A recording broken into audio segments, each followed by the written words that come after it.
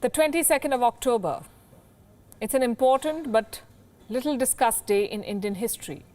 It was on this day in 1947 when the first attack on independent India took place, 22nd October. An attack on Kashmir by Pashtun tribesmen mobilized by Pakistan. The attack came to be known as the tribal invasion of Kashmir. It set the precedent for Pakistan's use of non-state actors to foment unrest and strife in the valley. It resulted in the first India-Pakistan War of 1947 and 48, a war which displaced thousands of Kashmiris.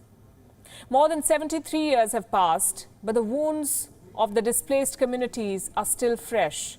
Hoardings have been installed at several locations in Srinagar, calling 22nd October Black Day. Several Kashmiris took to the streets to remind the world of Pakistan's brutalities, which continue to this day. And not just Kashmir, there were protests in several countries and cities, The Hague, Nepal, Japan, Seoul, London, Brussels, Geneva, San Francisco, and there was a car rally in Washington, D.C. So what exactly happened on the 22nd of October? What were the events that unfolded before the invasion took place? Vion recently travelled to Uri in northwest Kashmir. Here's a ground report. This is one of the prettiest regions I've been to anywhere in India, and it's ironic that this place has been a theater of war for one of the longest conflicts in the world. On June 3rd, 1947, the Mountbatten Plan that proposed the end of British suzerainty over India and the partition of the country into India and Pakistan by August 15th, 1947, was approved. The 500 or so recognized princely states in undivided India were given the choice to accede with either India or Pakistan under certain geographical constraints. Kashmir was the only state that shared borders with both countries. Hari Singh, the Dogra king ruler of Jammu and Kashmir, tarried for time and sought what was called standstill agreements with India and Pakistan to ensure continuance of essential goods and services. India did not sign the agreement, but abided by the terms. Pakistan signed the agreement, but violated it by imposing a trade and communications blockade on Kashmir to coerce the state into accession. When that didn't work, an army of Pashtun tribesmen was assembled and sent to infiltrate into Kashmir. Today is the anniversary of the tribal invasion of Kashmir that took place in 1947.